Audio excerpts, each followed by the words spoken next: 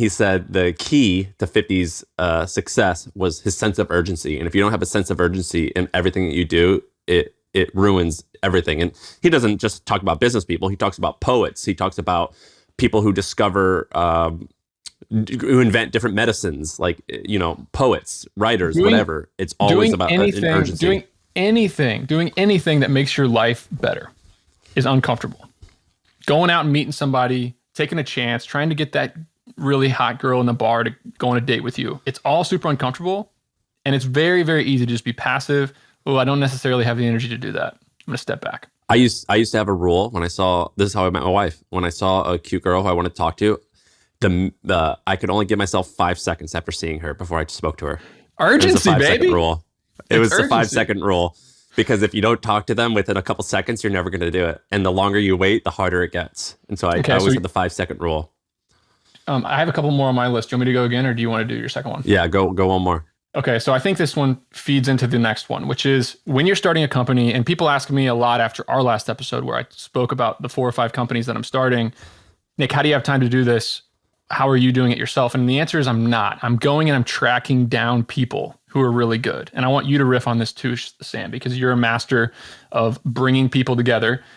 And I have this theory about recruiting employees or partners or people in your early company, which step one is always, the website, getting your ClickFunnels, getting your copywriting down, getting your service put together. But then it's attracting people. That's all it is. As an entrepreneur, all you're doing is attracting people. I have a theory about this. So 10% of people are in career nirvana, meaning they love their job, they're perfectly motivated, and they are under no circumstance are they going to go and do something else. Another 10% of people are literally actively looking for something else. Either they're unemployed or they really hate their job and they are very open and they're actively looking for jobs. These are the people that are looking on job boards, posting around, for anything that might be another opportunity for them. And then there's 80% of people that are in the middle. 8 out of 10 people have somewhere in the middle. They like their job, but they're open to other things, or they could be open to other things, but they're not going to go on Monster or on Indeed or on LinkedIn and actually apply for jobs. Which typically those are the winners. Those are the winners. Every 10Xer that I've ever hired, and I've been lucky enough to bring a lot of 10Xers into what I try to do. And again, it's kind of because of my charisma and my sales ability and me really going out and putting myself out there and putting my sales hat on. Like I'm literally turning into a salesman. I'm going to try to attract talent to come along on my mission. Every single 10Xer that I've gotten involved falls in that category. They were previously employed. They had a job they didn't hate, and they had a boss that really didn't want to let them go. And my entire career has been built upon going and finding those people, tracking them down, identifying them, and convincing them to leave that opportunity and come along with me. How do you convince them? It's sales. It's literally I'm selling them on my mission. And we can talk about sales. Which looks like what?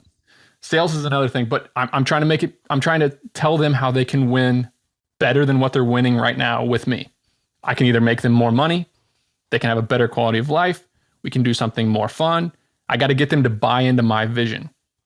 I got to be charismatic and convince them that they need to stop what they're doing. They need to make a big life change, which is a career is a huge change to make, and they got to drop it and come with me. And you do the same thing, Sam. Yeah, usually what I do is I'll find someone interesting and I just chat them up and I'll be like, I usually like to flatter people. So I say, "You're amazing. What's your story?" And they'll just gush and tell you their story. And I act interested because I am interested. And then usually I'm like, where do you want to be in a handful of years? What do you want to do? And if they tell me something where I'm like, oh, I could help you get there.